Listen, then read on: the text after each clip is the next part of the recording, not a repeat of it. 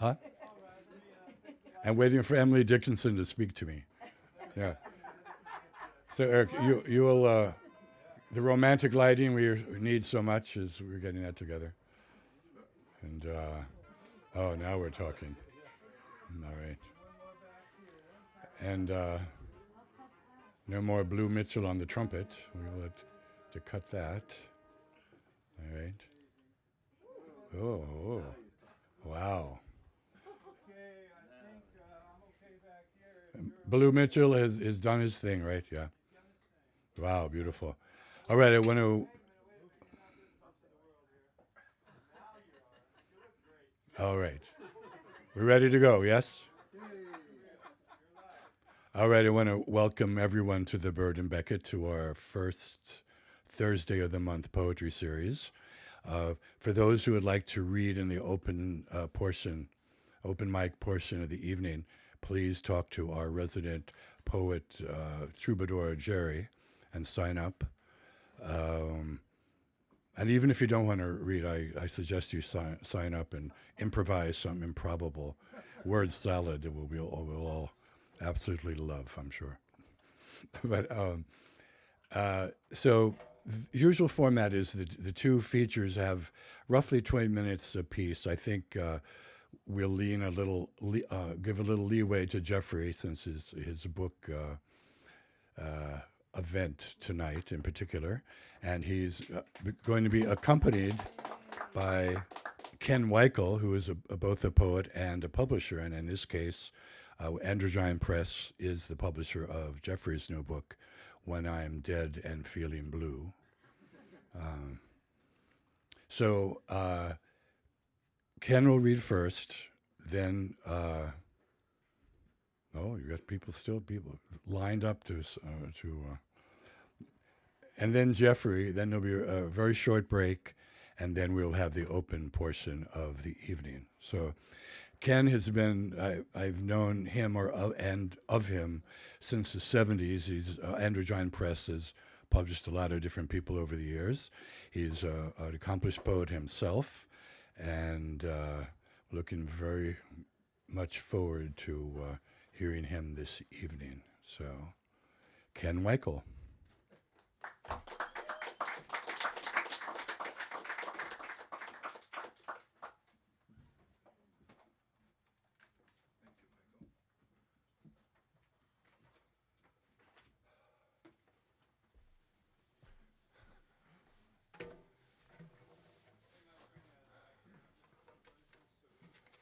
Okay.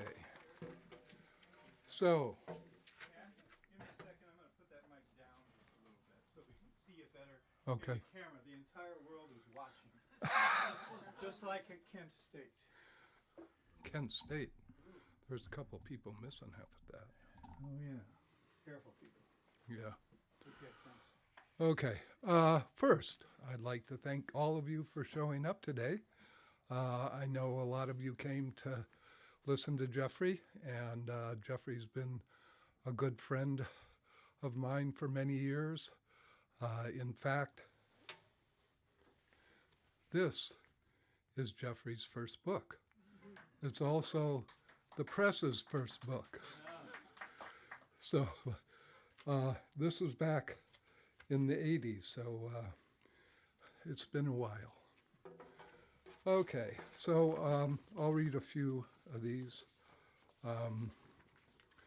What I'd like to do is start with, okay, I know there's one in here. Here it is. Okay.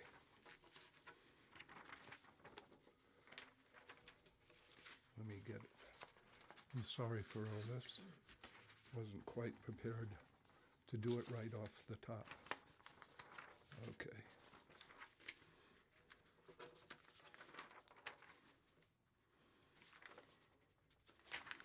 Okay. This is called Waiting to Die. It doesn't matter. Nothing matters. I'm just waiting to die.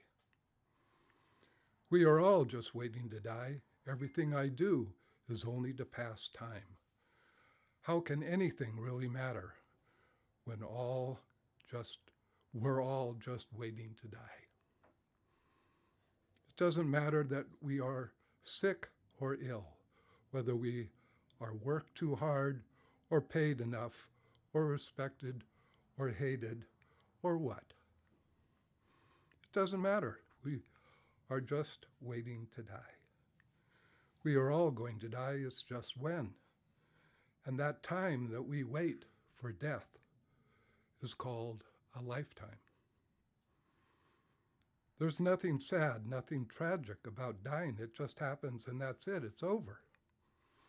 We're all waiting for it to be over. Some of us want more of this life, but what more can you take from this life than death? I die and it's all over. Nothing matters. Nothing that remains means anything to me. That is for those still waiting.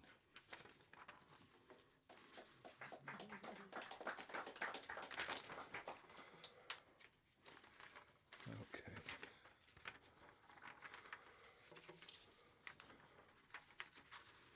So this one is called Desolation's Children. We are no one. We are going nowhere. No, we cannot give you directions. We can not help you. Our words fall through abysmal solitude. We are desolation's children. We have left everything behind us, not wishing for the grace of destiny to fill our empty bowls. Behind our faces, those alien masks stalks the new moon. Rising in a vacant belly. We are the ones no one will remember. We do not seek fame.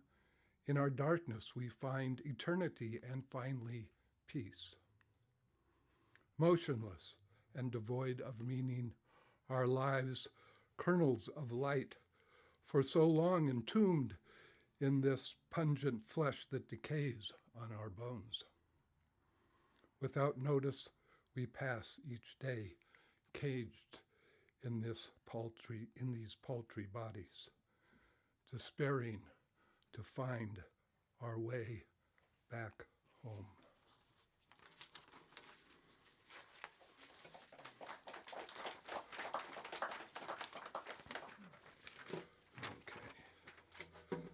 Okay, so let me get out.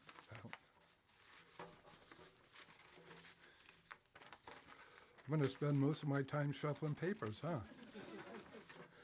Okay, on a slightly different note. This is called The Pursuit of Pleasure or Rejecting the Pedestrian. Kindling the air into flames, this engine flouts the terrible monotony of the road. The violent precision of sparks mesh with the greed of rubber, compelling the horizon to retreat behind each curve, where white guardrails, envious of the flickering chrome, waver upon their bulky stumps. Telephone poles bend closer to the pavement, hoping to stifle the intimate kiss of gears. The hidden potency of beveled teeth arrogantly exhaust the oil of caution, relentlessly pursuing the pleasures of acceleration, unleashing a clamor of obscenities. That unyielding passion cuts through every stop sign, freezing, blurring pedestrians with their own hideous reflections.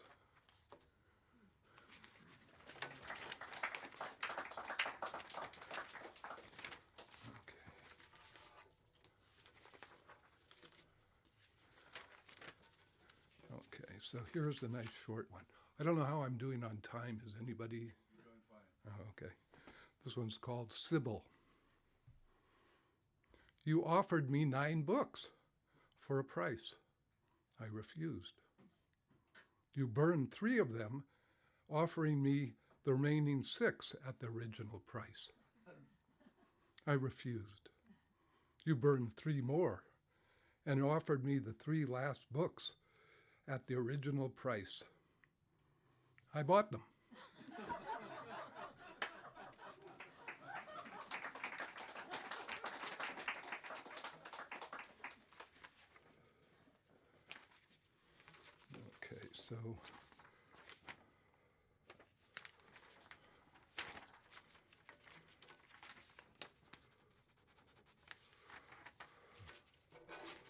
Okay, so this one's called Question. You asked, "How are you?" I know you don't really want to know. This time I'm pretending to believe you do. I'm broken. Things don't work as they did only a while ago. Words that came easily have fled into vacancy. With the hardest yet to come, I wear a weariness.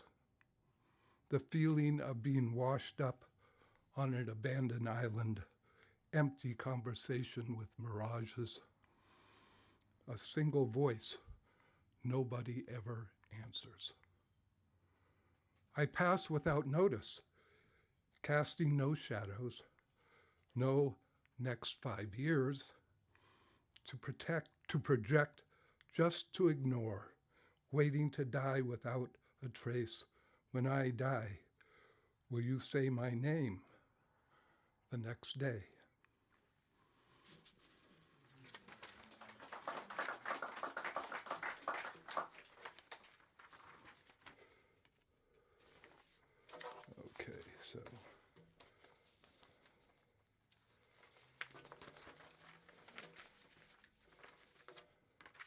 So now I'm going to read one called Azure Today. Today, the azure is everywhere. You smell it all day. Little children on the swings fill their lungs with it. Dogs lap it up or fetch it for their masters. Sparrows lift their wings and fly through it. Trees shiver from its passing. It bursts from the dark pupils of so many women's eyes that even the April sun dims in comparison. You couldn't miss it. As I walk through a park tunnel, the azure resonates within my chest like an echo of a flute or pipe. A spark could ignite the whole sky into an inferno of passion. Only by the most concerted effort to avoid striking a flinty conversation do I remain dispassionate. A single glance burdened with expectations reveals the danger. Today, everyone consumes their despair, so nothing is left to smother the glowing embers of passion. The danger is obvious. If the rising joy cannot be extinguished, a holocaust of unanticipated magnitude will engulf each and every passerby. Escape is unthinkable. The only defense is submission, acceptance of disbelief. Today, dreams traverse the park in horse-drawn carriages.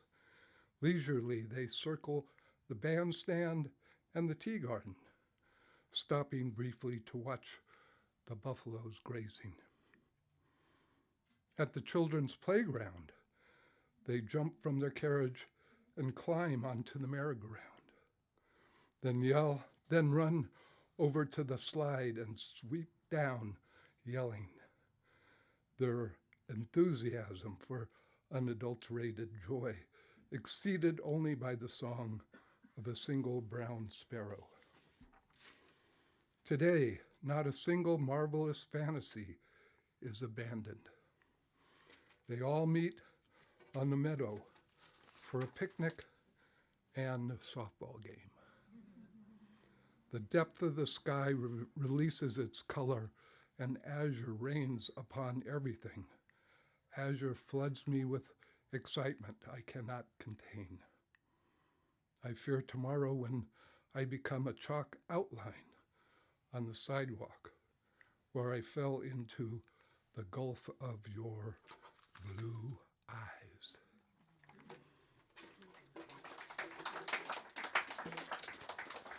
And do I still have some time? Oh, okay. The last one is A Case for C. Augusta Dupin. He finds you hanging from an extinguished chandelier, swinging with the grace of perfume, shrouding the vacancy of the room, exciting his nostrils with your miracle of suspended animation. Your musky robes swirl between his fingers like smoke that performs a ballet along the outline of his aroused suspicion. Languidly caressing the oppressive air, your arms unhinged resemble the knobless door. Hanging in a broken frame, it is the hour when you will ignite his imagination as he weaves the facts together in the solitude of his inspiration. He awaits the minute of your immolation, entombed within your purse. Dangling clues await their turn to arouse an investigation of your premature death. Fini. Thank you. All right, thank you, Ken. No one can ever say you're a Pollyanna, I'll say that.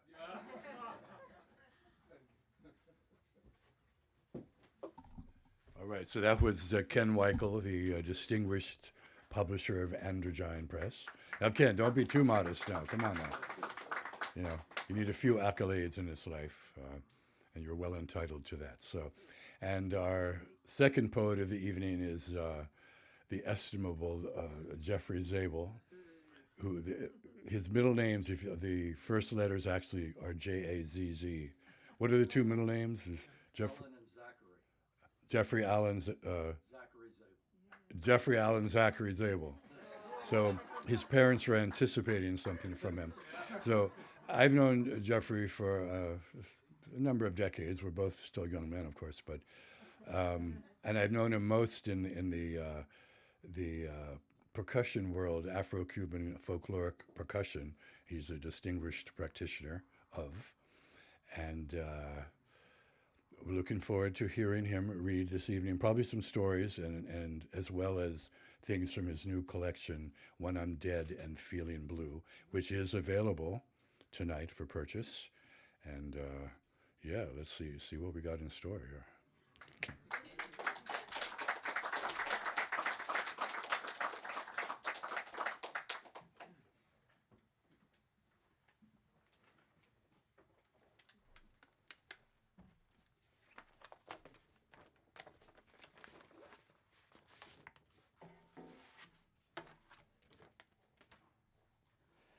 Thank you all for coming.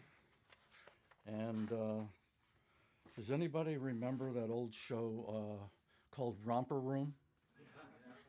You remember when the young woman used to hold up the magic mirror and say, I see Jane, I see Bobby, I see Petros, and I don't have my magic mirror, but I thank you all for coming.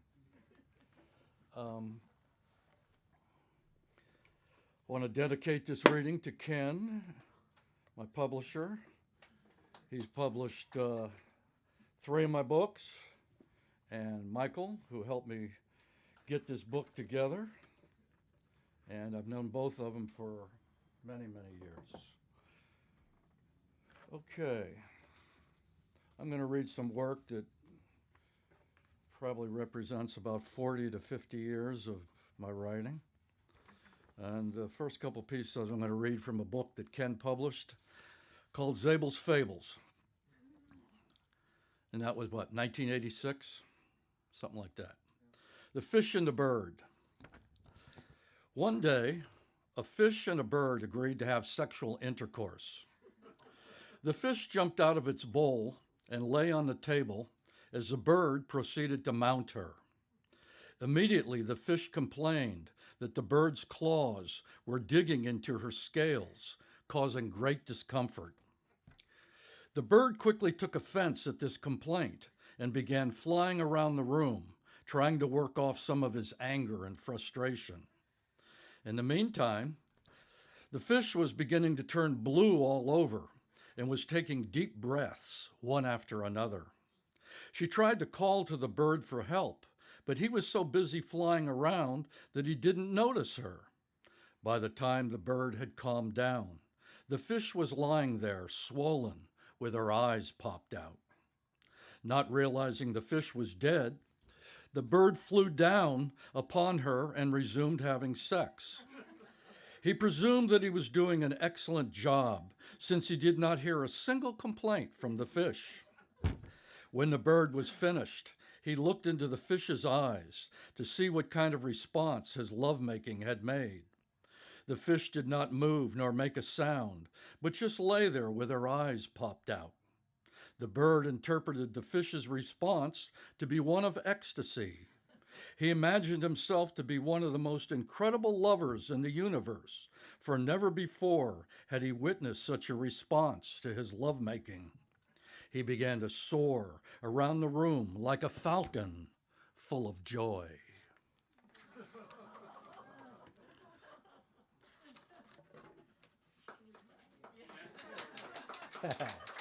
Thank you. This is called Portrait of Another Vincent. Was Vincent mad to have cut off his ear and sent it to the woman he loved? She was baking a cake that afternoon. The doorbell rang and the postman handed her a package. She put the package on the kitchen table and sat down in front of it. There were strange little drawings all around the box, reminding her of childish doodlings and frustrated attempts to communicate. Slowly, she cut into the box with her baking knife and started pulling out the tissue paper that was padding the inside. Removing the last piece of paper, she rose to her feet and stood there stunned, staring down into the box. She carefully lifted out the ear and began to examine it. "To my one and only love" was written on the lobe and signed Vincent. Vincent, Vincent, she said to herself. Who is Vincent, and what kind of a game is he trying to play? She set the ear on the counter next to the flowers that were sent by her lover. The ear was listening to every word she said. Vincent began to paint, mad, swirling lines with colors full of torment. He painted and painted on through the night as he listened to her laugh and make love to her lover. And when it was over, he curled up on the floor, the blood still trickling down the side of his face, brushes in his hands, the sun pouring in through the window.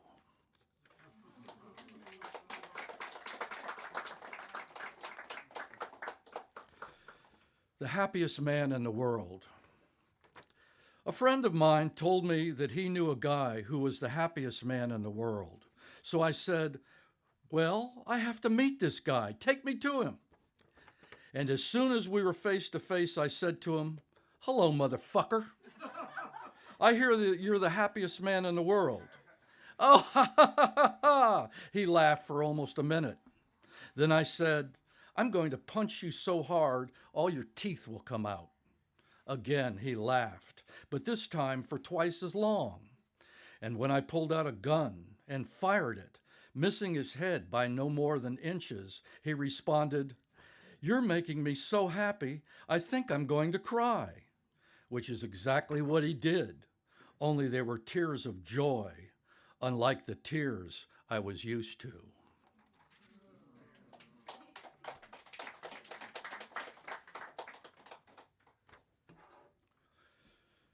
The fateful encounter.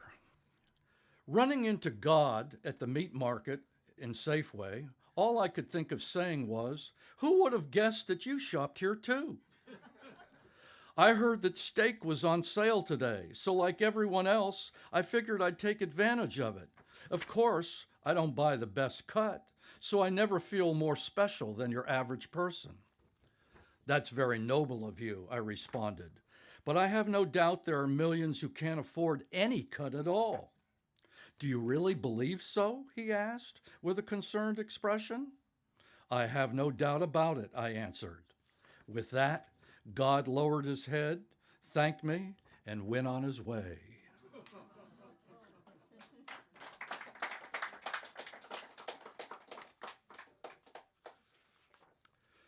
When the world ends, there will still be some people around.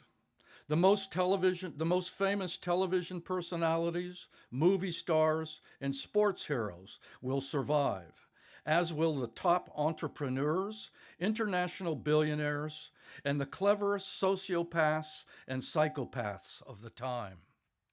Many businesses will still be open, even though there will be no human workers inside. But there will be robots who've been programmed to smile and say, "I love you, 'cause you're you." Other than that, most of the animals will have expired, except for the hyenas, scorpions, and a few Komodo dragons, a couple of anacondas, and the most virulent of mosquitoes. The remaining people will interact from time to time and try to pass off counterfeit money that they stored away for a special occasion like the end of the world. Out of courtesy for one another, most will accept the other's money and wish each other the best for the coming days.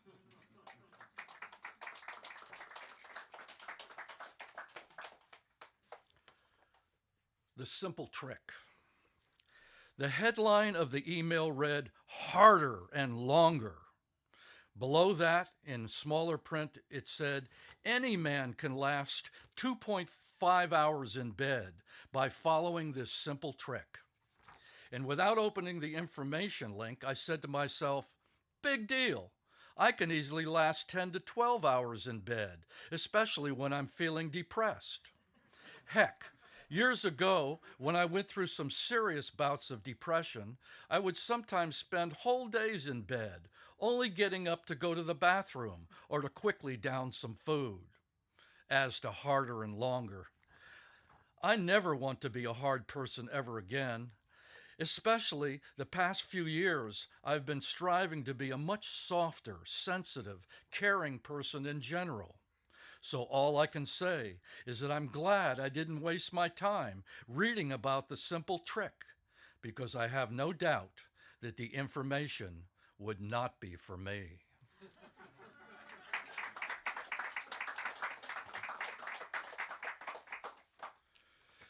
This is called A Time. There was a time when everyone had the same thoughts, and as a result, there was no war, nor were lawyers or insurance agents stalking the populace. Hardly anyone ever needed a doctor, except during flea season, when most everyone scratched themselves until there was blood. It was otherwise a happy time, when there were lots of backyard barbecues and games of checkers in which no one kept score so as not to look smarter than anyone else. We can only hope that time will somehow come again.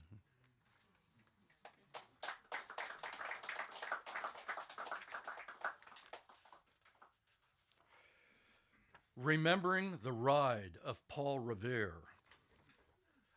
When Paul rode by my house that night, I thought he was yelling, "The bitches are coming, the bitches are coming."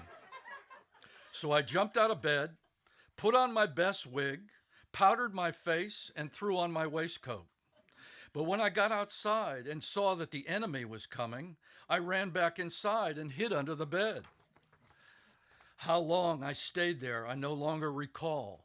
But I do remember the celebration after the war and how everyone was looking forward to a new beginning with our first president, a constitution, and no more taxation, without representation.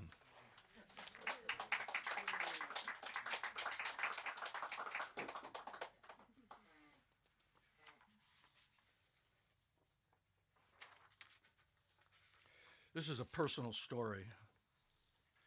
Soon after I was born, a bunch of harpies congregated in the backyard. My mother went out with a broom to try and scare them away, but they just cackled and threw berries at her. Witnessing this from the window, my father came out with a bow and arrow and shot one of them, who fell right into the pool at the back of the yard. This made the other harpies fly away in fear. "It's going to stink like hell out here," my mother said to him, "but I'm glad that you did it." Mother then went back inside and, assuming I was hungry, gave me her left breast. And once satiated, I said, "Mother, take me out to the pool. I feel like swimming for the very first time." "That I will gladly do," she responded, "once your father cleans it out." Unfortunately, the harpies came back and got to him, which made her not want to go out there again until she remarried, and I adjusted to calling this new person father.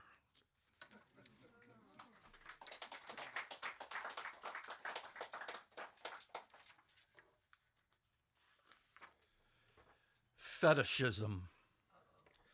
Fetishism is a pathological disorder characterized by a peeping creep stealing your panties from the dryer while you were down the block at the cafe sipping a cappuccino and talking to a neighbor about how hard it is to meet straight men in the city.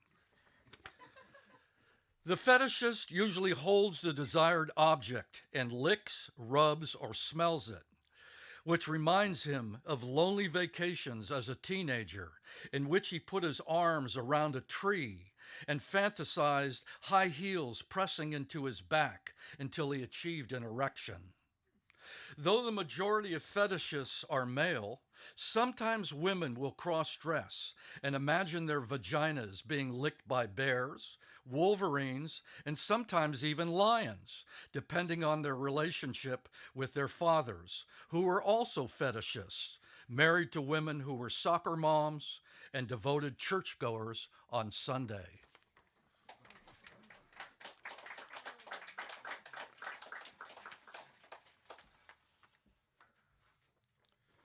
Something like that. Certainly, if I had $1 for every minute I've been depressed, I'd be a rich man. Rich enough to live in a huge mansion with a swimming pool, a basketball court, and a movie theater. I'd have several live-in servants, including a chauffeur, to drive me around in one of my Mercedes-Benzes or Rolls-Royces during the day, and at night my stretch limousine that would have a built-in bar, television, and library in case I wanted to read some poetry as a little diversion from the beautiful women beside me. Then, when I'd get depressed, I'd realize this life isn't so bad after all. I'd sit back in my deck chair in front of the pool, a glass of my favorite wine in hand, and as I tilted my face toward that great Southern California sun, I'd reflect on that old saying, "You can't have a rainbow without a little rain."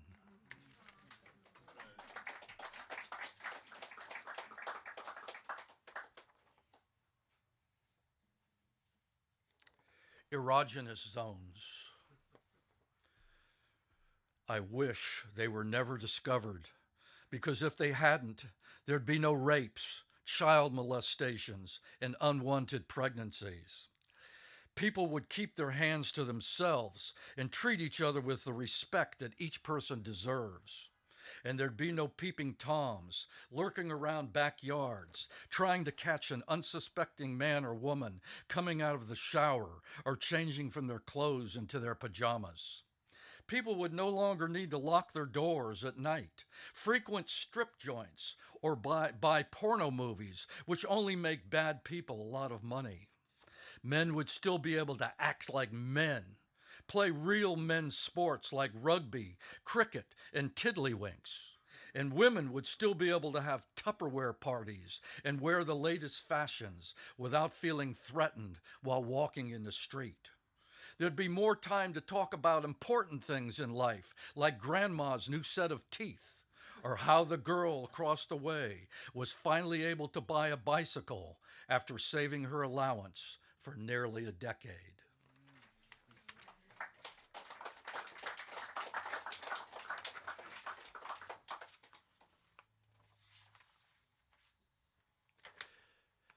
Capitalism is an economic system that many people would call a game in which the objective is to amass as much loot as possible.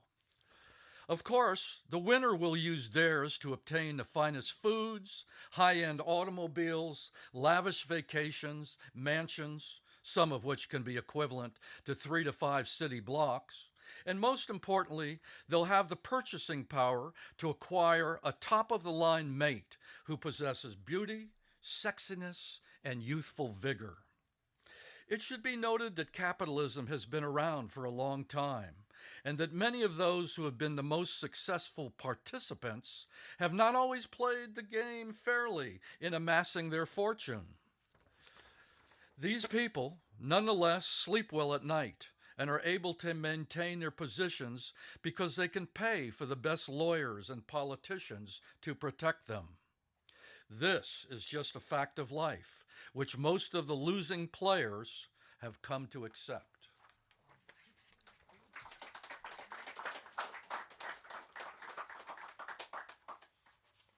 I'll skip around here a little bit. Oh, here's one I like. This is called Another Story.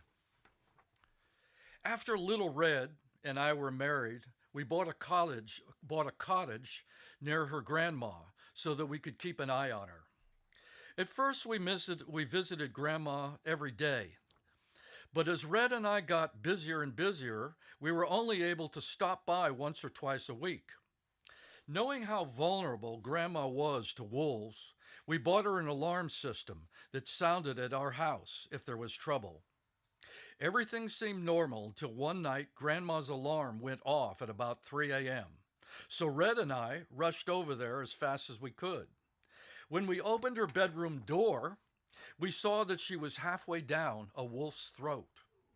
Immediately, I picked up Grandma's cane and slammed it against the wolf's back, which made him cough her up. I was about to slam the cane over his head when he fled through the open window. After this incident, Red decided that Grandma should live with us, which turned out okay because most of the time she was never in our way. Eventually, we sold Grandma's house to a nice family of bears who soon became our friends and trusted neighbors. Everything was fine until 3 depraved pigs and their sociopathic mother moved into the neighborhood, the specifics of which I'll save for another story.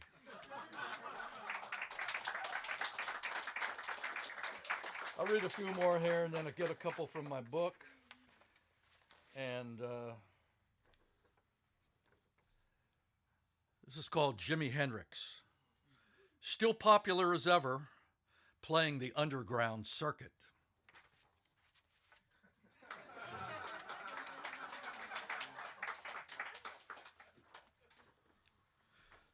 The heritage. A baby is born with a gun in his hand. How is it possible that a child is born with a gun? The nurse asked the doctor. The answer is very simple, the doctor replies. Violence is going to be an integral part of his nature. The child raises a gun, and without even seeing where he's shooting, he blows up a lamp, a vase, and the clock on the wall. He's a son of a gun, says the father with pride, as the mother just smiles, wondering if she should nurse him on bullets or the blood from her breasts.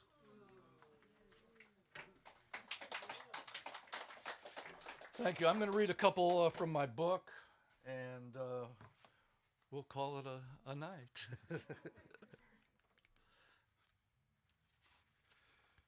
This is called What Winter Means to Me. The dog shit on the sidewalk looks sad and lonely, and the faces in the supermarket have lost their luster.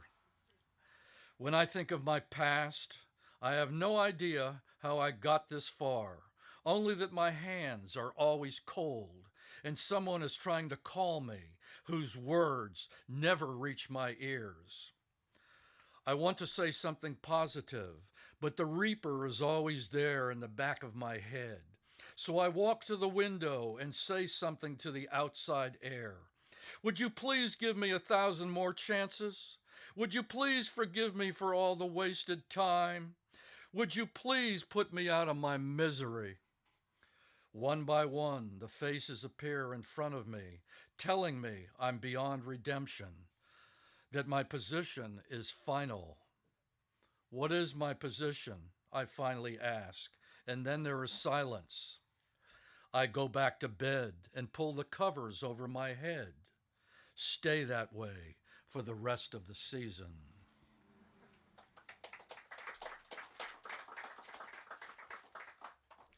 A serious consideration.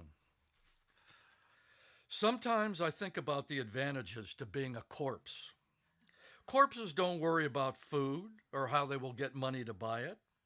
They don't feel sad about not having friends or influential contacts. They don't get bored and lonely and pay psychologists to tell them they're okay. They don't work at meaningless jobs and come home tired and angry at the end of the day. Corpses are meditative beings who accept themselves and make the best with what space they are given. Even as their flesh begins to mold and wear away, they are able to keep calm and relaxed. They're under no pressure to be something they are not. They will let you just hurry along your way.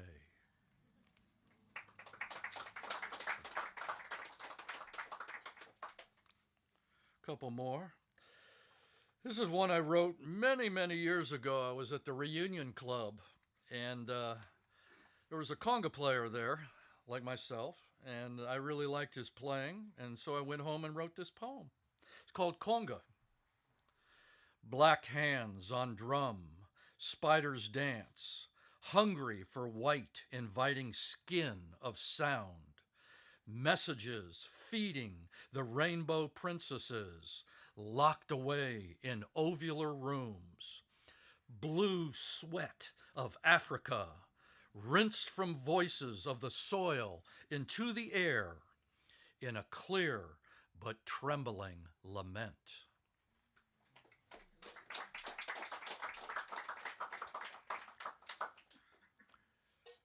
In the right place. In the mental institution, I asked another patient what brought him there, and he answered, too much reading of philosophy, psychology, and classic literature without the opportunity to apply what I learned among those of my kind. To which I replied, it was the opposite with me. I applied too much of what I learned from all that you mentioned, and all it got me was enemies, jealousies, and misunderstandings. Then we're both in the right place, he responded, before turning once again toward the wall.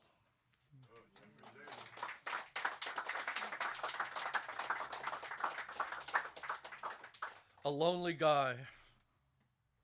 On a streetcar heading downtown, everyone looked like some kind of animal.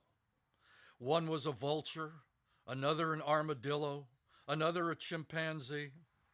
Turning to the pit bull next to me, I asked, have you ever been to war?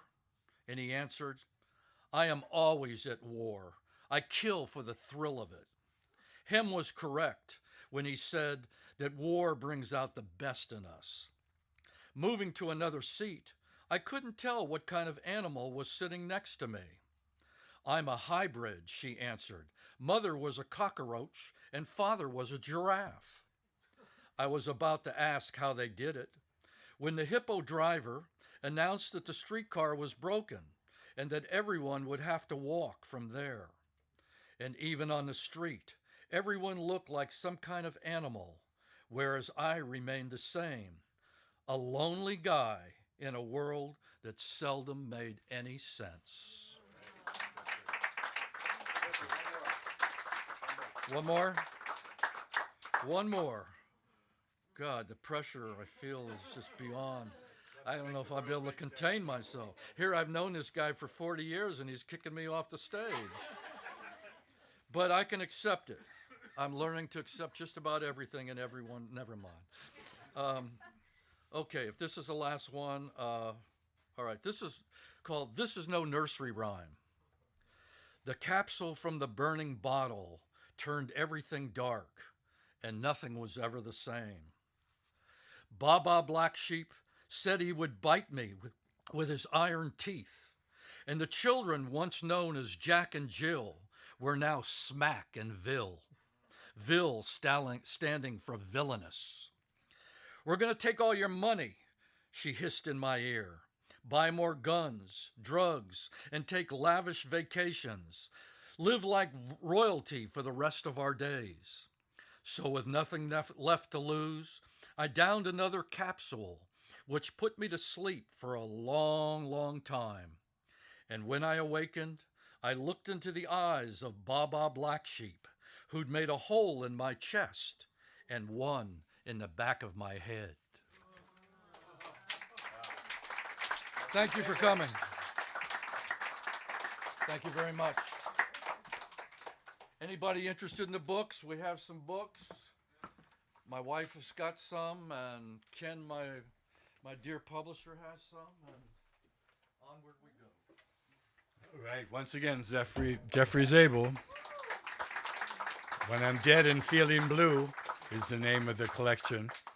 A very astute choice of his work tonight. I was very pleased by that. So we're going to have a brief break, 5 to 10 minutes, and then I hope everyone who wants to read in the open mic has signed up, and if not, there's still opportunity to do that. And then we'll conclude with the open mic portion of the evening. So I want to thank our two featured readers again, and I hope everyone will stay for the open mic. All right, thank you.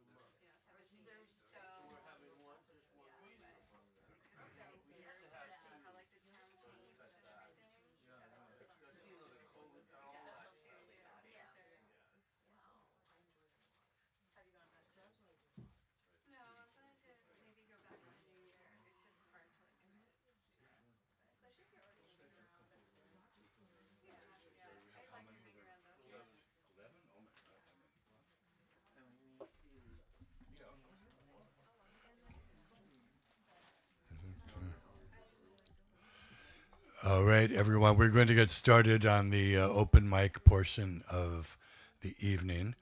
And as is customary, I'll read like a couple of quick things. Jerry Ferraz will follow me and read and do either singing or reciting poetry, a couple of things. And then we'll, I think, how many you said? 8 people? 11. 11, okay, very good. So, no, is that tall enough? Oh, the lights, not the mic, yeah.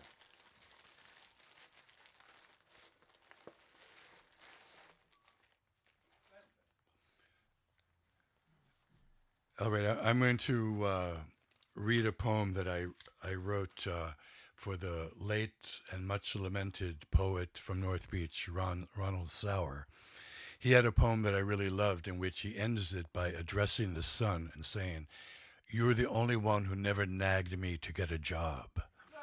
And I said, oh, yeah, that's great. So I wrote something called Full Employment for Ronald Sauer. I want a job as a vortex of fire in the bloodstream of a moth. A job as a vertigo with regular raises and incandescent coffee breaks. A job as a blurry photo, a feather, a basket of tropical fruit atop a dancer's head. I want a job like the biblical pariah Job, a job as a broken windshield, a job coveting the wise of strange gods before me, a crimson sunset kind of job for a thimble of light. I want a job I can do red-handed with a case of bootleg whiskey and stars for a metronome. I want a job screaming at the sun, "You underemployed son of a bitch, get a job."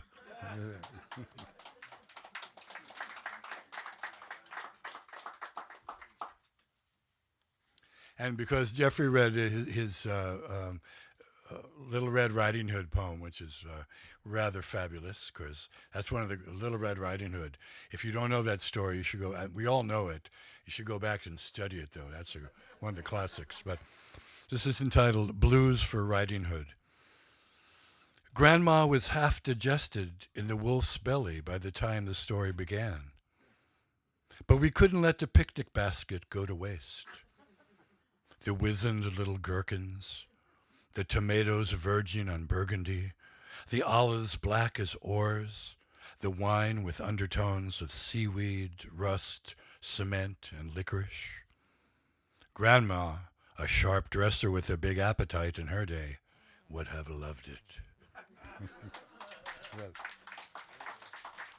And I'll conclude with one little one, and just because I just wrote it this week, and it's one of those, its virtues are still to be debated, but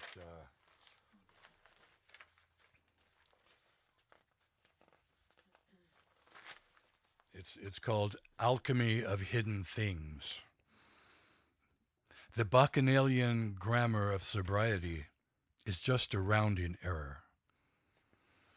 I drunkenly row the boat ashore, splintering the pier, itself a rough approximation of thousands of years of maritime mirth soaked in rum.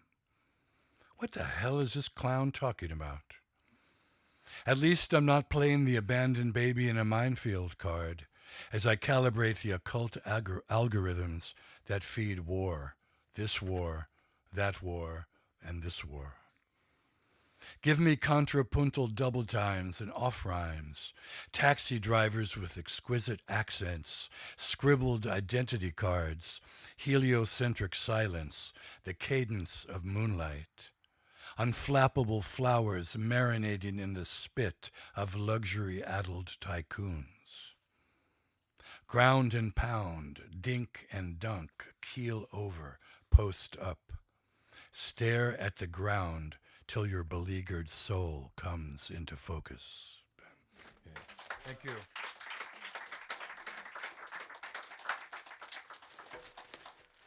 Now, the one and only Jerry Ferraz.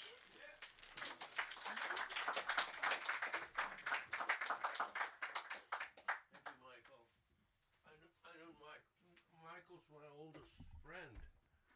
I met met him at Minnie's Can Do Club. I remember one of the youngest men you know. Minnie's Can Do. I remember it. Yeah. And so I've heard his poetry all this time. Okay, I'm gonna have to.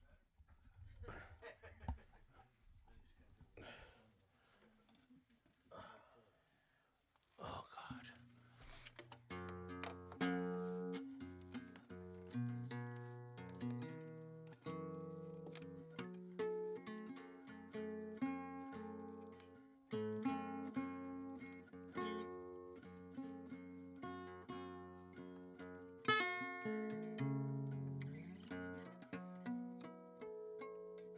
Okay, this is, I'm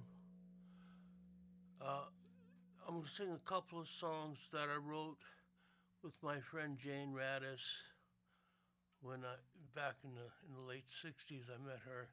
We wrote a bunch of songs, and these, I'm gonna sing a couple. The first one is Mary Juanita saw the zoo within the zoo.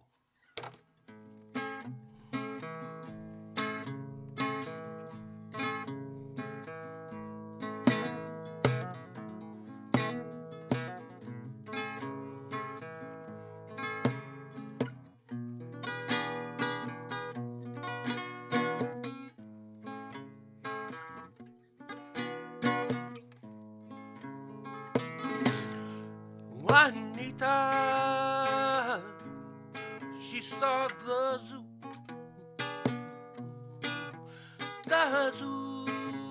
within the zoo.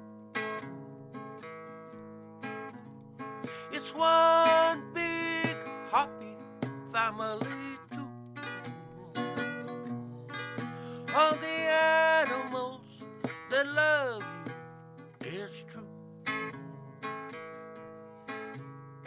But do not feed and do not tease the animals at the zoo, 'cause you don't like to be teased, do you?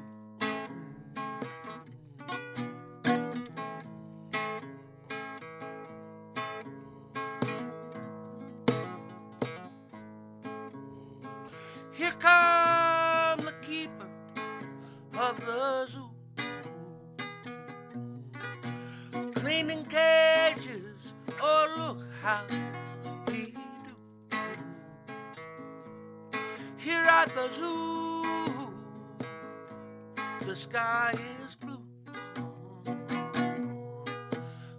the grass is green, and everything's free, as much as you can see. It's free. But the peanuts are not free, neither is the cotton candy, not the ice cream, not the merry go round.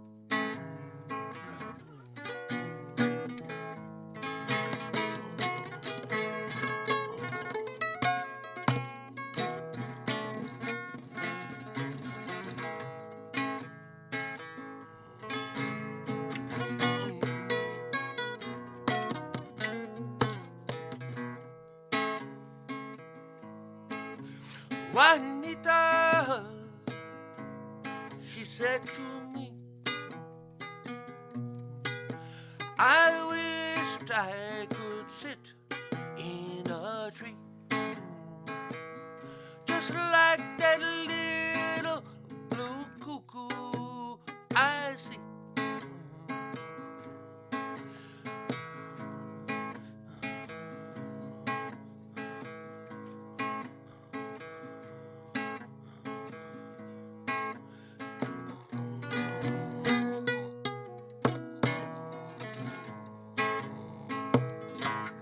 Hey, Anita, she said to me, I wished I could sit in a tree, just like that little blue cuckoo I see. 'Cause the animals that love you, you see. Tizu, Isu.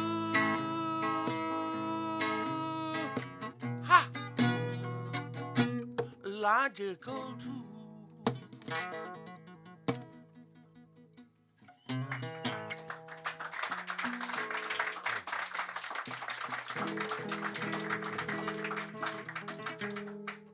Okay, this is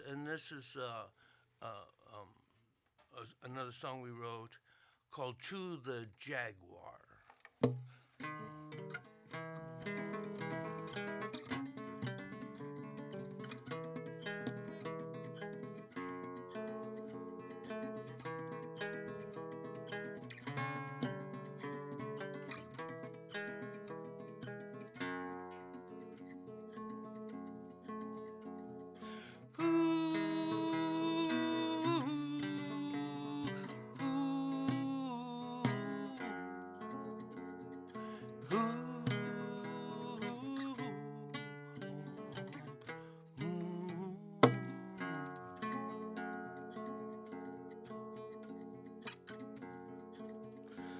Last night I saw you in a dream. As I walked by, you winked. Take care of yourself, be smart, so you won't become extinct.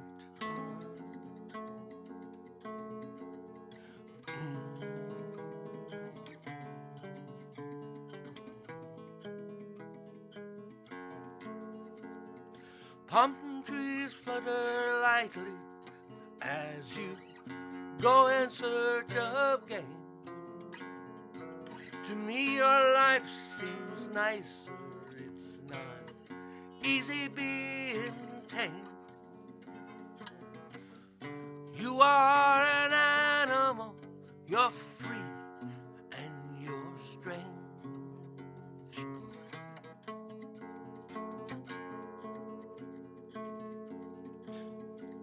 Today I saw you out searching, lonely and afraid.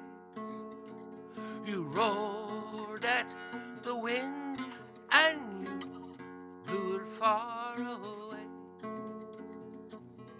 Don't let yourself die out, be careful where you lay.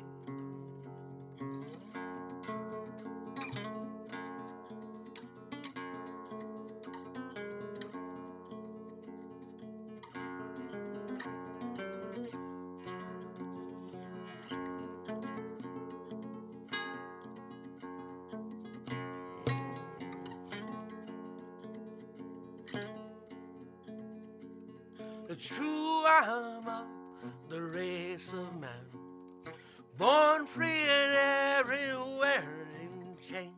But I look into your jaguar eyes, you go away, the fire remains. You are an animal,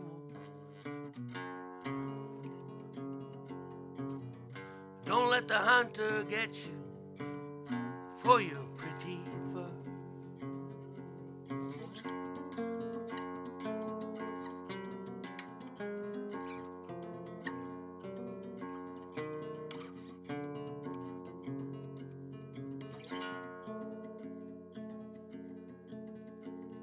Sleeping in a jungle tree, I hear you softly purr.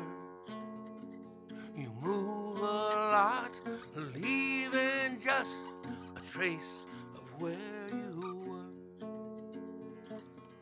Don't let the hunter get you for your pretty fur.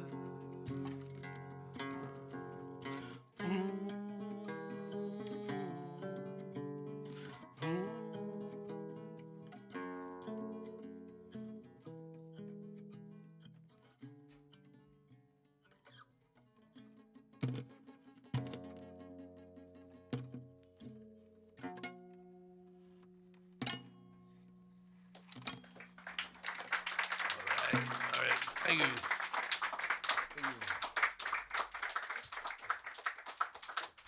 Okay, now to the list.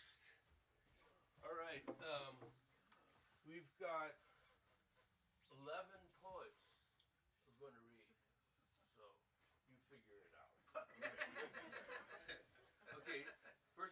J.B. Frame. J.B. Frame.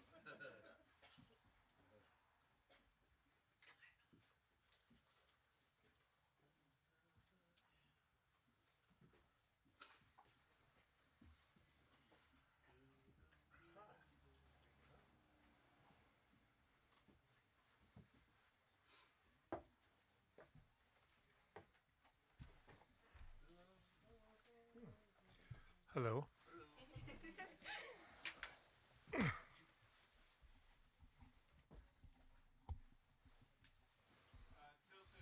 Tilt it, Jake, tilt it so it faces you. Tilt it up. Yeah, that's good. Test. Speak like it should be straight up and down. That's it. Perfect. Thank you.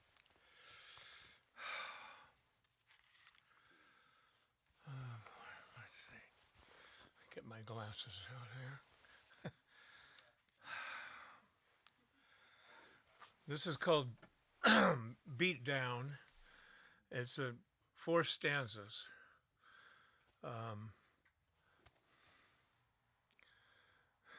They bring the terrible news. 1. In spite of Augusto Pinochet, there comes Evo Morales in the fullness of time, as Torquemada was succeeded by Jefferson. 2. My grandfather was a fireman on the steam locomotive of the Atchison, Topeka, and Santa Fe, so he still had work when the Depression hit. 3. In a dream, I punched my dead brother for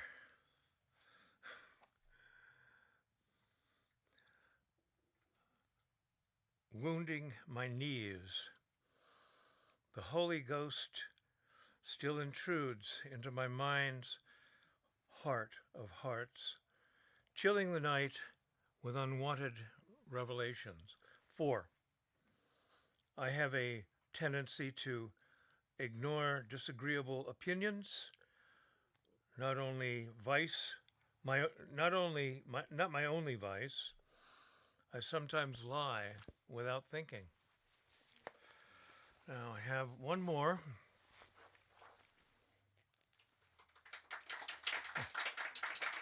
This one's on my device. Samsung Notes. I wrote this poem probably around 1965. It's called Jesse James. Jesse strode across a bald knob when lightning cracked and broke gloom for an instant, and he had a vision. A ghost of the future drew a dread. He had looked into the dismayed eyes of a man he'd killed. Your time will come, Mr. Howard. Thank you.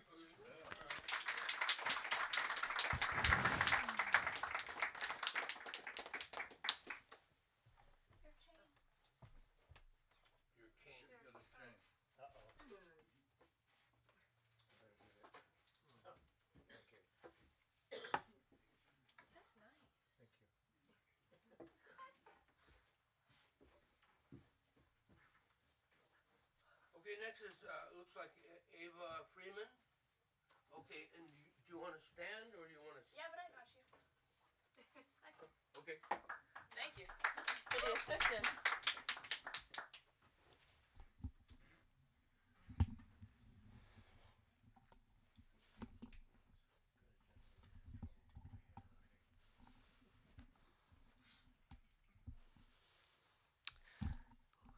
I'm Ava Freeman.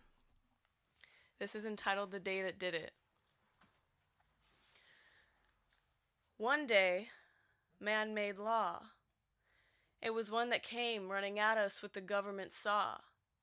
Tax me, man, but I don't understand why you make me cough till the green runs out of me, and why you act like you give to charity. People say we need law and order, and then order me to be like them. Open your mind to see that you've become your mother, father, dead sister, future daughter. Climb, climb, it's the endeavor of time, attempting to make it work back in your favor. Law and order got your patriot son, then forced your lawyer to rupture your sentence without hesitance. Your presence now owns me, ever since your flood came through my city, even though this land is not just my land. So to give a hand for the ones that stand for the man that's working on dying for his living, just to save the soil for his mother, sister, daughter, bastard father, because he sighs over all the times he's used to ponder, yet never making a change in range of necessity, because only in his one-room county shack is where he's royalty. Scraping paper to buy nature, even though we've robbed nature to make paper and then built our own ladder to feel as though we matter. And yet, we still conform to the boss man for our mother, father, dead sister, future daughter. You stand in your gold glass house and complain to the bums who fought in Vietnam and were wronged by the law. You complain of the needles that fall in your street, but what have you ever done to make their feet neat? You sit on your gold toilet holding your diamond gun, never realizing that you flushed your heart and shot your soul, son, for what you thought was for, can you guess? Your mother, father, dead sister, and your now murdered daughter. Thank you.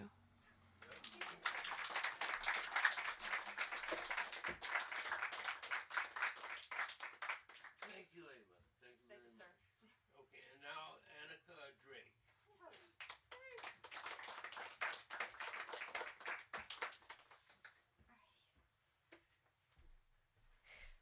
Okay, can everyone hear me all right? All right, great. Sorry, I'm going to be scrolling a little bit using the documents on my phone, so bear with me. All right. This first one's titled A Sketch and a Stencil. A sketch and a stencil. The amber of your misbaha in a southern exposure runs parallel to the nickel in your half-burst dreams. You've become cloud gatherer for the inebriates, a chore for those who've chewed up everything else. The sirens are waterlogged, washed in a royal kind of blue. The Andalusian dog awaits them, as he always has. Inside a dwelling of varying shades of disease, a card is held too close to have etiquette or seishura. A count with no title is filming the sighs and the signs. He waits for a chance to take away someone else's guilt. A thief is replacing the shellwork with arsenic green. You hope the count replaces you instead of the dog.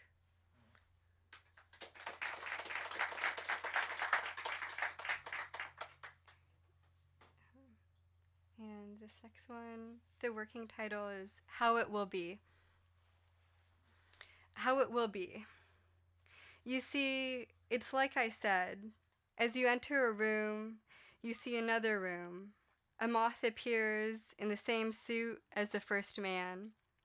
The rooms and the men stare and wait. Stare at the portraits of a mummy hanging in the hall. Past the hall and the vase and the 20 crooked dots. Crooked as you are to them. In the cellar, you deceive. You are given rosemary and sea salt for your lamb. Each woman holds a pair of oil-soaked napkins and a ladle. One woman opens a window to spread spiders to the eyes of your neighbors. Their lovely mouths fear your suitcases will fall from the sky. Only empty notebooks fall, empty as you are to the soil. You begin to sketch the bruised, the bow-legged as well. You can only see 2 reflections in the foyer. Wait, and 5 more dolls appear in the library. It's too late to count the dishes, or the chairs, or the keys. Have your dinner served to you on the balcony. Throw it all away to the cliffs. Climb, climb. Thank you.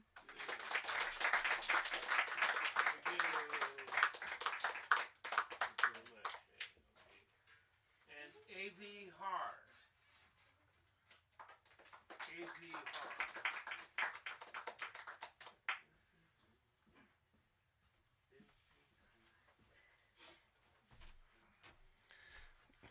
Hi. I'd like to thank Bird and Beckett because I didn't get to last week because I forgot my glasses and didn't get to finish my reading. But these are the poems I meant to read last week.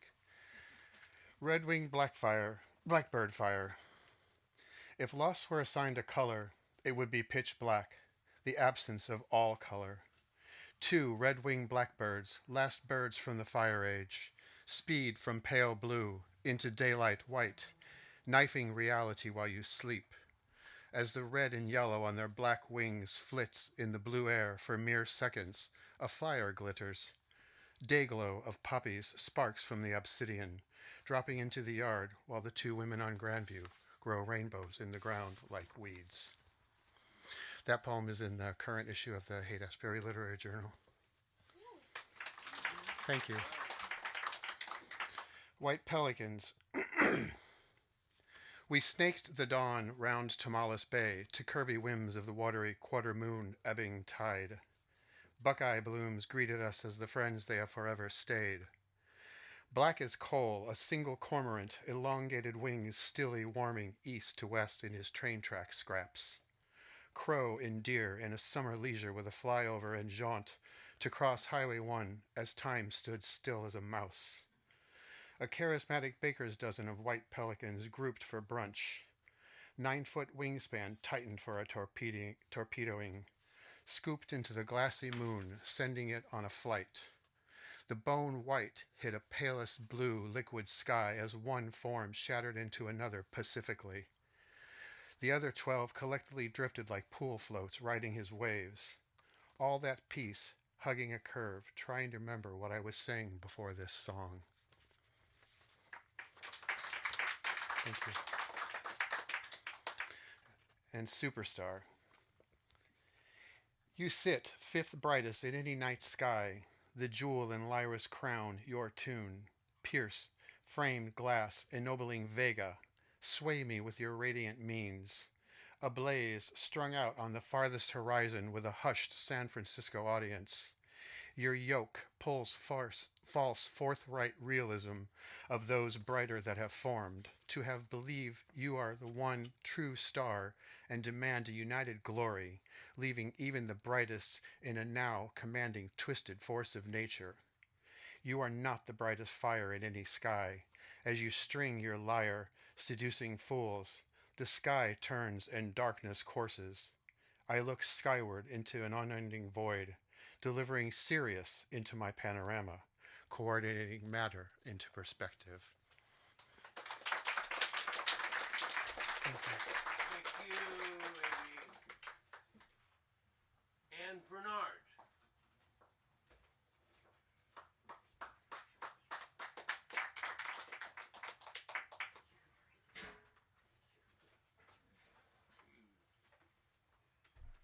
Interesting tunings that you've got there.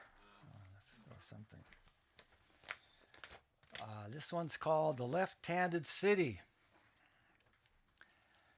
The left-handed city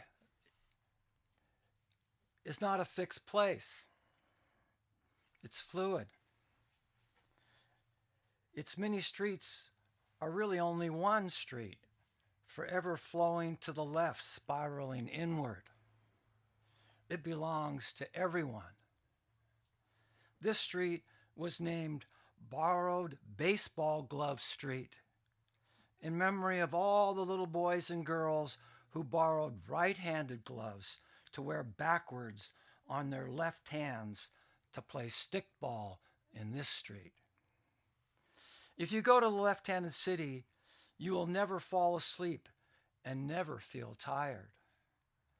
The magnetic poles have been flipped and the hands of clocks spin counterclockwise. Everyone reads from left to right because being right is never as interesting as being wrong. Here, handwriting is taught as an art form, not as penmanship. There is only one storefront in this street in the left-handed city. It is a piano store where a cyclops with only one left eye sells pianos. Their white-black keys are like teeth that eat sound. The keyboard is inverted. It's vertical, chirping treble notes at the bottom, ascending to a rumble of bass notes at the top.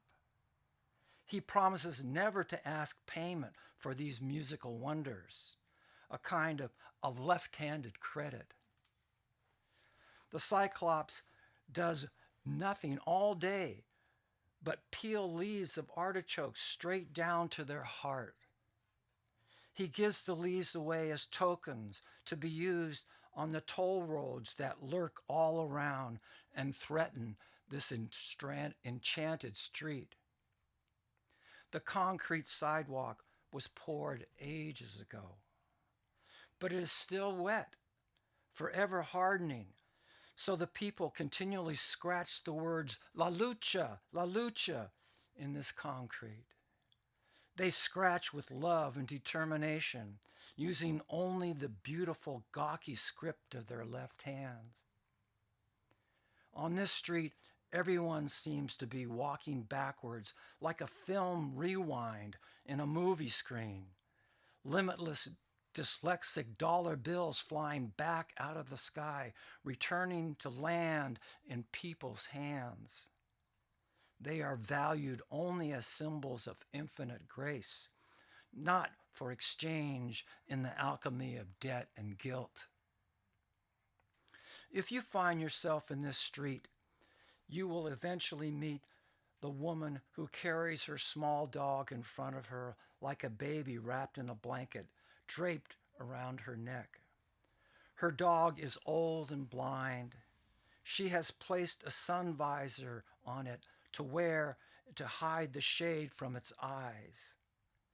If you ask her about the small visor, she will tell you it's to protect the imagination of all children from searing heat of dogmatic ideologues and to enhance and nurture the blooming of deep inner vision. She lives on this left-handed street. So if you can go to the left-handed city, it could be anywhere. It is a place we don't know, though we have been looking for it without knowing. If you can, sing to your brothers and sisters to save this single street before it is roadblocked, before the fruit of the pomegranate tree that lines it is privatized into perfect pocketbooks. If you can, walk hand in hand where all bound hands have been set free. Thank you. And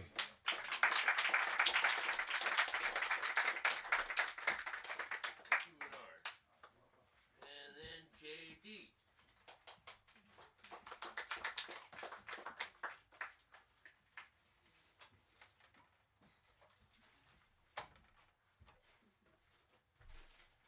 Hello, good evening. I'll be reading two poems. Time stood still at 2:21. The sky must have given birth to the moon thrice over, or had it really been just one long day? Because my days are incomplete without you. Now that you're a flesh and not the apparition that had been haunting my appetite and my solitude, under the veil of Nyx, my hands like golden ships, your body Nova Albion, I trace your hills and valleys like a new frontier. I whispered to you presidios that would keep watch and guard your heart so you could sleep soundly on dunes, so you could sleep soundly on dunes to dream of azaleas, cypresses, and giant water lilies. Please don't misunderstand my being present as being please don't misunderstand my being present as being forgetful of your past, because I feel for it. They've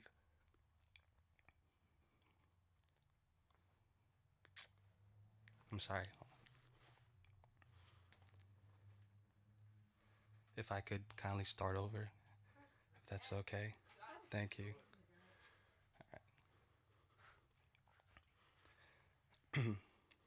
Time stood still at 2:21. The sky must have given birth to the moon thrice over, or had it really been just one long day?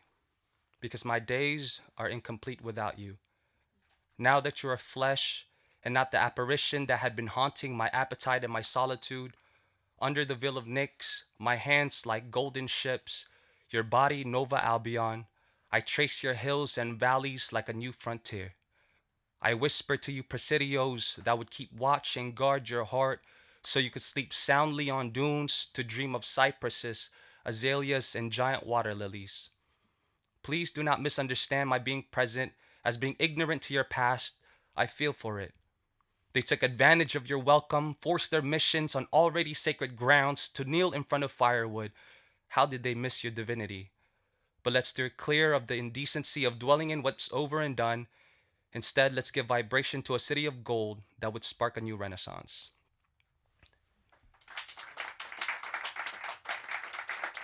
Thank you. And this poem's called A Date at Golden Gate Park. How lucky are we to be gifted with this chance, wrapped in no expectations, tied with endless possibilities into a whimsical bow. Fingers turned into second grade science experiments, unraveling sweet serendipity, carefully and slowly, like tulips in March. Here we are standing at world's end, welcoming the westerly wind to wake us from the lull and feel the gentle growing of an oasis beneath once barren dunes. When love unfurls, it doesn't take much time to fill space and overrun the garden, and there's no telling which way the heart will bend or know how it will twist. Thank you.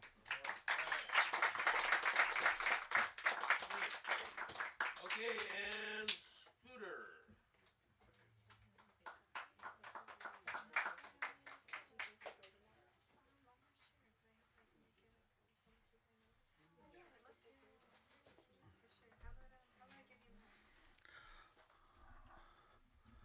All right, hi.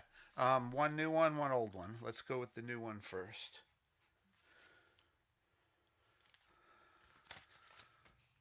A gathering of words, of movement, like water, like rain, like a river, like gravity. For some, a disturbance. For others, think of farmers, a necessity, the welcoming rain. A gathering of movement, words, disturbances of water, always water, the gravity of sunlight, a type of supplication. Maybe it's time that we pray. A prayer for the angels. We pray for the angels. We keep secrets. We keep each other. We keep each other's secrets.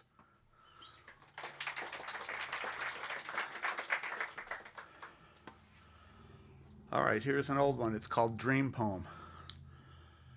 Walking on deserted street, Uncle Bone, forgotten beatnik saint, appeared scraggly, beard spotted with gray, drunk and mumbling. I'm a day late and a poem short. Believe in something, anything. Belief is a flower, so is the moon, sky flower. Lick the moon, lick the flower. The moon is a flower to eat. Eat the moon, lick the flower. Belief is a flower that grew into a moon. Flower of the night, lick me. We will lick each other and paste feathers to an ancient love. Uncle Bone smiled and disappeared into the moonless night. Thank you.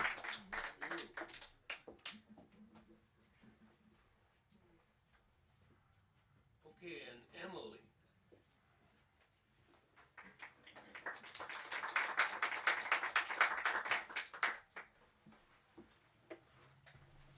Hi, I'm Emily, I have 2 poems today. The first one is called, can you hear me? Yeah? Okay. First one is called I Am Being So Normal About Desire. I am being so normal about desire in the park right now, I say to no one. I've got 3 poetry books and a lime green pencil with me, but I've been sat on my phone for 20 minutes, getting sunburnt and assaulted by flies. The garbage can is awfully close and surely full of dog shit. My dog died 3 years ago, but I guess that's long enough that it's almost like she was never alive to begin with. Just 3 more years until he's never touched me.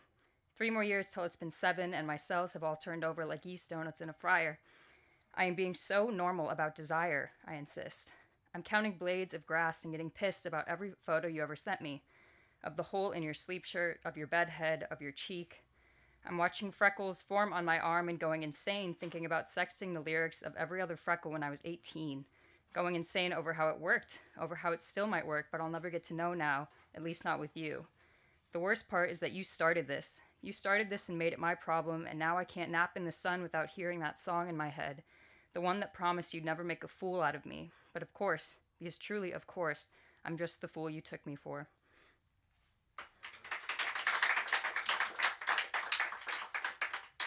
This one is called The Leaking, and it's for Anthony. It's all happening on schedule, the leaking. Love is enough, they insist. But I can't drive. I don't know how to cook or to clean or how to smile at you in front of your friends. I can't sing. I can't look at you for longer than 3 seconds because I fear if I do, you'll finally see it. The dog biting its own tail, the horse trapped in the marsh, the girl laying on the floor in the dark on her 16th birthday wondering if it was too early to call it quits. Love is enough, he had insisted when I finally saw it, the leaking. The dog gnawing at its foot, the horse chomping at the bit, the boy standing in the basement in the dark on his 17th birthday, so sure it was time to call it quits. In a different lifetime, love is enough, you insist. But it isn't. It really isn't. I know this. Still, I see it. The dog at the door, bird in mouth, the horse in the field, free but coming home, the woman in your car in the sun on her 27th birthday, certain that it doesn't even matter. Because you called me a mountain and sent me the moon, because my God, the leaking, love leaks too.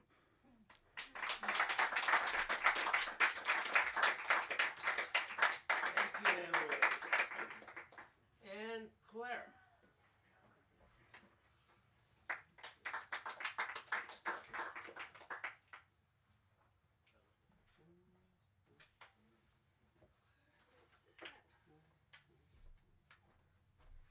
Hello. That was my friend. Yeah. Sorry, flex.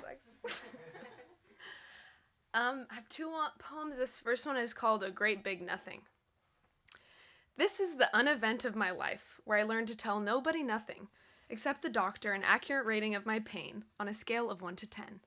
They will throw the orange triangular rock at my knee from across the room, and instead of my lower leg flying off in a rocket's kick, it will simply drop to the ground. I will pick it up, attach it back to the bigger piece of me with the neon green gauze they put on the outside of middle schoolers' casts, and tell nobody nothing. It's the part of the movie where everyone is waiting to be told something, but you're watching it with someone you don't know very well, so it's quiet.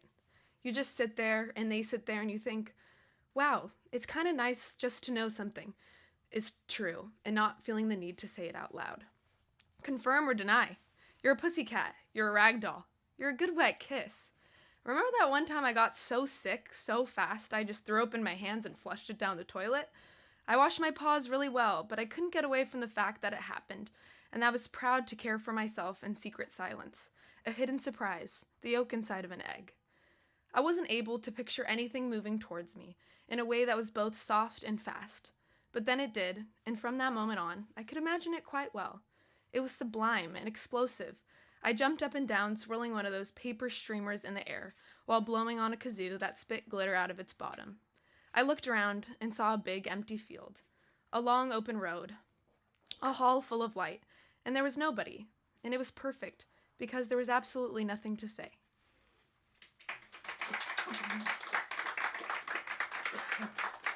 And this one's called Roadkill. We could be anything, even something see-through and small, a dewdrop balancing on a blade of grass, but instead we are this. The sensation of feeling the car keys deep inside your pants pocket, after all those years of thinking you were the roadkill. There are new words for it. well meaning, misguided. Sorry, sorry, sorry. I'm finally home and beginning to understand. An empty house can still make a lot of sound. Phantom nails on the engine, the kind of silence that is so deep and long it produces a moan of its own. Air swirling down an endless tunnel. The nameless rod inside of me I tried to let you fill. I almost let you. I'm not asking for anything more than a reason I should learn to love better. To watch the itty-bitty killable thing cross the street and survive. There will always be a very alive thing and a reason to eat. I am hungry, my love. I am still hungry.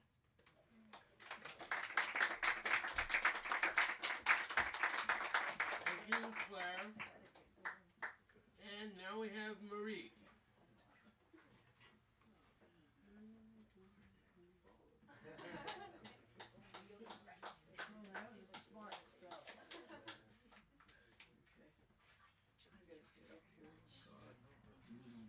You don't have, you can just stand here. Yeah, right. Just you gotta speak up. Right. Yeah.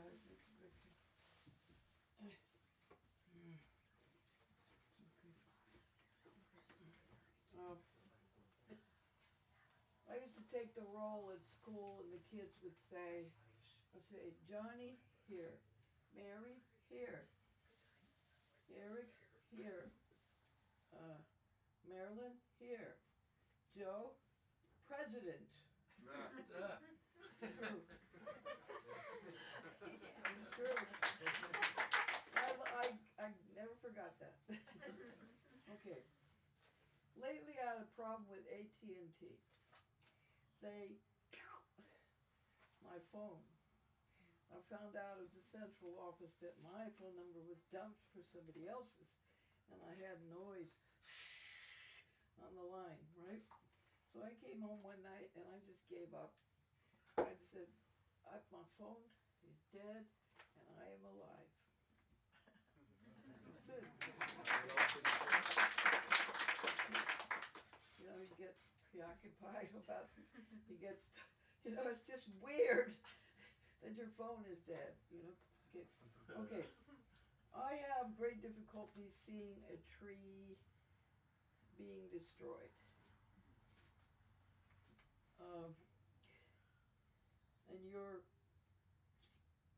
I think it was somebody else talking about a tree. Okay, I had great difficulty with Elon Musk with his okay.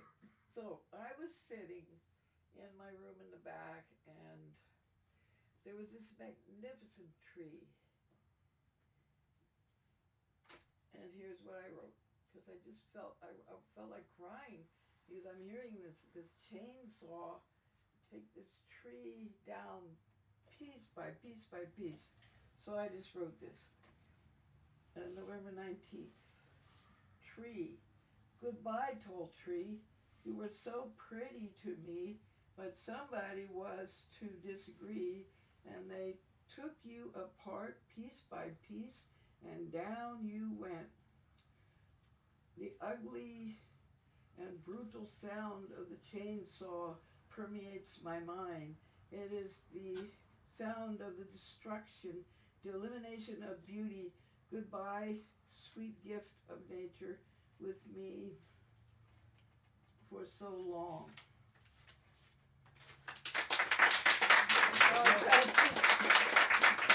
Thank you. Marie. That's how it felt. Okie-doke. Okay. Thank you. That's it? That was the last one. Okay. Say, you got some masterpieces there for songs. Oh my God. Hello? Jerry. Yeah. I'm the last one, right? No, Oh, I'm no, sorry. no. I'm sorry. I'm rude. Wait a second. I'm gonna go. Sorry, I need to go plug in my phone. That's okay. That's okay.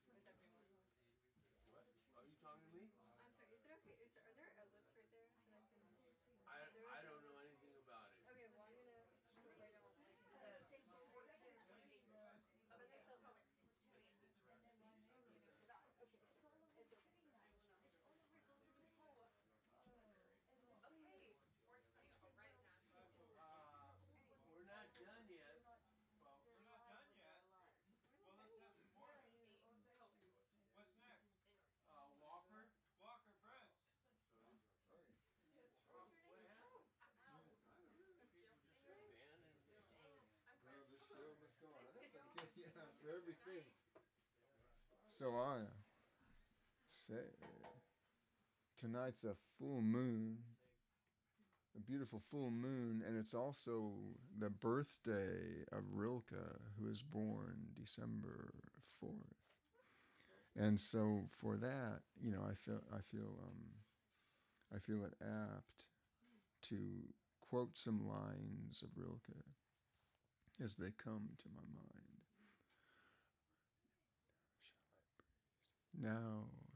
Now shall I praise you, O cities, those long surviving. I watched them in awe, great constellations of earth, for only in praising is my heart still mine, so violently do I know the world. I pulsate in her, she bears me, she gives me the spaciousness of this day, the primeval workday, and for me she throws the magnificent largeness of her being, and if I should be held under, I would have to learn how to breathe down there. Even her most lightly entrusted mission would fill me with songs of her, although I suspect that all she wants is for me to be vibrant as she is. Once poets resounded over the battlefield. What voice can outshout the rattle of this metallic age that hurries on toward its careening future? And indeed, it hardly requires the call. Its own battle din roars into song. So let me stand for a while, not accusing, but once more admiring, marveling, and if my speech should stir and turn into lament, it is not a reproach. Why shouldn't more youthful nations rush past the graveyard of those long ago, forgotten? How pitiful it would be if greatness needed the slightest indulgence. So, let one whose soul is no longer startled and transformed by palaces, by gardens' boldness, by the rising and falling of ancient fountains, by everything held back in paintings, or by the infinite there-ness of statues. Let such a one go out into his daily life, into their daily life, where greatness is lying in ambush, and someday at some turn will leap upon you and force you to fight for your life.